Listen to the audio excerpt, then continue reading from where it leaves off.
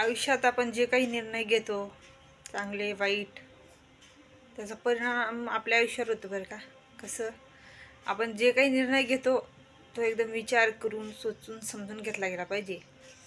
कारण आपण जो पाऊल उचलतो तो जर चुकीचा ठरला तर ते चूक आपल्याला सुधारवता येत नाही बरं का. आणि त्याचं पश्चाताप आपल्याला जीवनभर राहतो बरं का. त्याच्यामुळे कोणता पण निर्णय घ्या तर विचार करून सोचून समजून घ्या बरं का. कारण एकदा जर आपल्या हातून चूक घडली की आपण जर किती पश्चाताप केला, किती रडलो, किती पश्चाताप केला, किती काही केलं तर आपल्याकडून ती चूक सुधारवली जात नाही. त्याच्यामुळे